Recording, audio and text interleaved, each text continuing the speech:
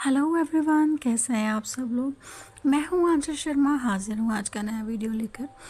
क्या आपने कभी सोचा है कि हम एक दूसरे से बात क्यों करते हैं और ये कम्युनिकेशन शब्द कहाँ से आया है।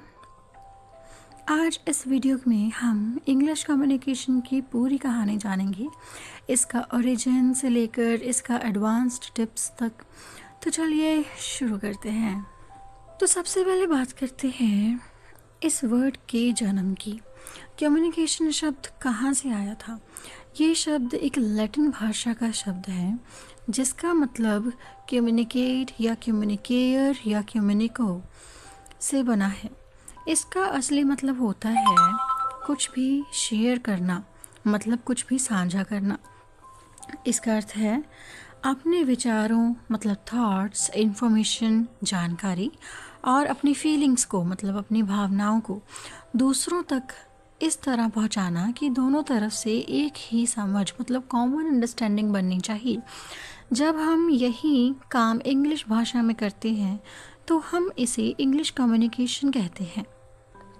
तो जो इंग्लिश कम्युनिकेशन है ये 4 पिलर्स पर खड़ा है, जिसका मतलब होता है LSRW, मतलब listening, speaking, reading and writing. किसी भी भाषा को सीखने के लिए और कम्युनिकेट करने के 5 मुख्य पिलर्स होते हैं। जैसे पहला लिसनिंग होगा। जब आप ध्यान से सुनते हैं तभी आप सच्ची और सही से समझ पाते हैं, इसे एक्टिव लिसनिंग कहते हैं। दूसरा स्पीकिंग, अपने शब्दों को सही तरीके से बोलना और उसे एक्सप्रेस कर पाना, उसे हम स्पीकिंग कहते हैं। उसके बाद में आता है रीडिंग, मतलब पढ़ना। कोई भी नई वोकैबुलरी होगी उसे सीखने के लिए और पढ़ना ज़रूरी होता है। उसके बाद में आया राइटिंग, मतलब लिखना। ईमेल्स या मैसेजेस के ज़रिए अपनी बात को लिखकर और उसको बहुत ही अच्छी तरह से समझा पाना, उसे हम राइटिंग बोलते हैं। तो बात करते हैं इसके कोर टाइप्स की। वर्बल कम्युनिकेशन में आता है ऑरल, यानी कि मतलब हम जब फेस टू फेस किसी से कन्वर्सेशन करते हैं, मीटिंग्स करते हैं और प्रेजेंटेशन करते हैं, अपनी स्पीकिंग को एक इफ़ेक्टिव और क्लियरली तरीके से बताना, उसे हम ऑरली बोलते हैं। अपनी टोन को अप्रोप्रिएट करना। उसके बाद में आता है रिटन, जिसमें आते हैं ईमेल्स, रिपोर्ट्स, जैसे लेटर्स किसी को लिख देना, अपना एक क्रूशियल जो रिकॉर्ड होता है उसको बना कर रखना।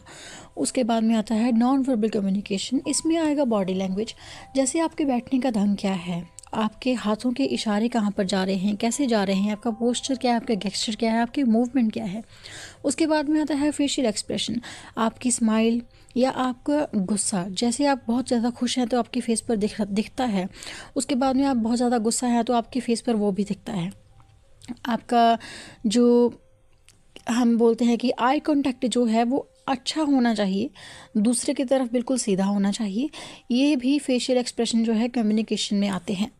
और इसके बाद में है पैरा लैंग्वेज, मतलब आपकी टोन और आपकी पिच, यानी कि आप कैसे बोल रहे हैं, धीरे या ज़ोर से, इस बात पर भी ध्यान दिया जाता है। तो बात करते हैं इसके की एस्पेक्ट्स की। जो विजुअल कम्युनिकेशन है, जैसे कि हम इसमें कोई भी इमेज, कोई भी ग्राफ, कोई भी चार्ट्स और मैप्स को एक इन्फॉर्मेशन की तरह कन्वे कर सकते हैं। मैप्स को इन्फॉर्मेशन की तरह दिखा सकते हैं, इमेजेस को दिखा सकते हैं या चार्ट्स को दिखा सकते हैं, लेकिन इसमें अक्सर ही लिखा या फिर बोलने का कंटेंट शामिल होता है। उसके बाद में आते हैं फॉर्मल और इनफॉर्मल वेसल्स। जो फॉर्मल कम्युनिकेशन है उनका एक रूल सेट है कि ये सिर्फ रिपोर्ट्स और मीटिंग्स के लिए ही बताया जाता है, और जो इनफॉर्मल्स हैं वो एक कैजुअल मतलब चैट्स के लिए बोला जाता है या फिर अपने दोस्तों के लिए हम कह सकते हैं। फॉर्मल मतलब ऑफिस के काम के लिए, इंटरव्यू के लिए होगा, और जो इनफॉर्मल है वो दोस्तों के लिए मतलब चैट वगैरह करने के लिए होगा। लेकिन रुकिए, हर बार बात सही से नहीं पहुंचती, क्योंकि बीच में आते हैं बैरियर्स मतलब रुकावटें। तो जैसे हम बात करते हैं फिज़िकली, तो कभी कभी शोर बहुत होता है या फिर दूरी बहुत होती है, तो उसके बाद में ये रुकावटें आनी शुरू हो जाती हैं। जैसे लैंग्वेज, आप बहुत ही ज़्यादा मुश्किल वर्ड्स का इस्तेमाल कर रहे हैं तो ये भी एक बैरियर्स की तरह माना जाएगा। उसके बाद में आएगा साइकोलॉजिकल, मतलब डर या गुस्सा होना। और उसके बाद में है कल्चरल, मतलब अलग कल्चर में बातों को अलग मतलब निकालना, अलग कल्चर में अलग ही बातों का अलग मतलब निकालना। अब सीखते हैं कि इसे बेहतर कैसे बनाएं। बी क्लियर एंड कॉन्साइज, बात को साफ और कम शब्दों में कहें। एक्टिव लिसनिंग, सामने वाले को ध्यान से सुने और बीच में कभी भी मत काटें। Match verbal and non verbal, जो बोल रहे हैं वही आपकी बॉडी लैंग्वेज भी दिखनी चाहिए। कॉन्फिडेंस, आई कांटेक्ट बनाए रखें, इधर उधर ना देखें, अपने हाथों को बार बार ना मोड़ें, सही तरीके से बिल्कुल अच्छी तरह से खड़े। फीडबैक, सामने वाले से पूछें कि क्या उन्हें आपकी बात समझ आई है और उसे एक्नॉलेज करें। तो दोस्तों, ये था इंग्लिश कम्युनिकेशन का पूरा सफ़र।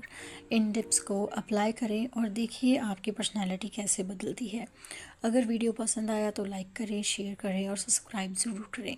मिलते हैं अगले वीडियो में। Thank you so much guys.